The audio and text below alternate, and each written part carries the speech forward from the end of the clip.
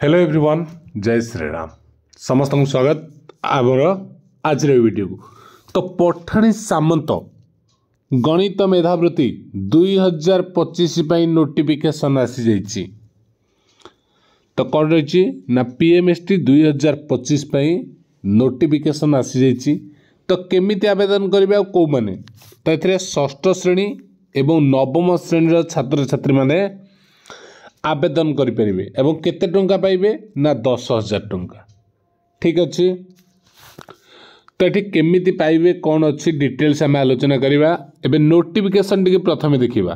तो प्रायतः समस्त जानी थे पठाणी सामंत गणित मेधावृत्ति उपरे। तो नोटिफिकेशन टी कौन रही देखु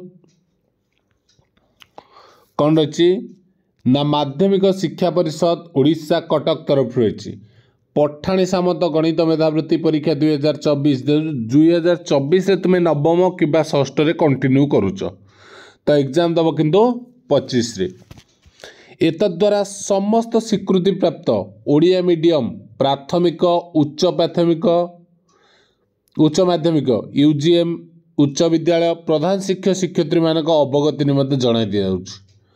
पठाणी सामंत गणित मेधावृत्ति परीक्षा पीएमएसटी 2024 निमंते दरखास्त केबेठो ना 7/1/2025 रु 17/1/2025।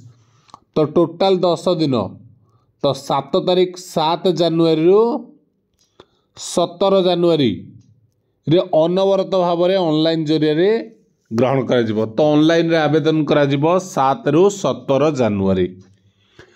तो कौ माने देबे देखंतु गोटे अच्छी स्टेज वन देवे केवल षष्ठ श्रेणी अध्ययन करुवा छात्र छात्री मानी आउ से स्टेज 2 जोटा रही केवल नवम श्रेणी पढ़ुवा छात्र छात्री। तो आवेदन किपर करेंगे ना ऑनलाइन जरिया क्यों अधिकारी जरिए आवेदन करेंगे ब्लॉक एजुकेशन ऑफिसर हो स्टेज 1 टा आ स्टेज 2 टा हूँ हेड ऑफ द इंस्टीट्यूशन उभय स्टेज 1 और स्टेज 2 दुईटा जाक। ठीक अच्छे। ऑनलाइन लिंक रही bscodisha.ac.in जरिए आवेदन करने निमंते नियमावली ये आसब वेबसाइट रे बर्तमान एटा आसीनी नोटिफिकेशन जारी होती एटा आसी जाइए। तो नोटिफिकेशन ये वेबसाइट bscodisha.ac.in रे उपलब्ध। मेधावृत्ति परीक्षा छात्र कौन परीक्षा फीस दाखल करने को पड़ो ना आ मेधावृत्ति परीक्षा धार्य तारीख परवर्ती विज्ञप्ति जन केबे एग्जाम हम नेक्स्ट नोटिफिकेशन आसीज। तो 7 जनवरी रु 17 जनवरी अप्लाई हेब। तो फेब्रुआरी लास्ट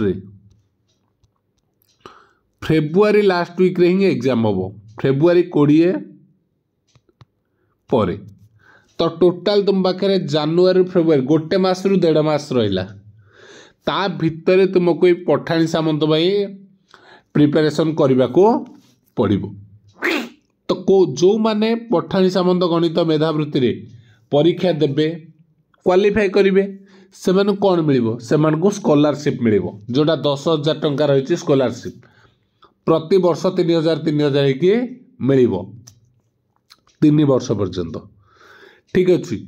तो केमिति यार प्रिपेरेसन करेंगे कौटू प्रिपेरेसन करेंगे सब स्कूल तो पढ़ा जाऊनी आम कौटू प्रिपेयर करूँ केमिति कौन या किसी बही मिलूँ कि हाँ बही मिलूँ। तो केमिति कौन कौन कोर्स अच्छी तार कौन डिटेल्स तुम मानक आम चैनल रे मिल जाव।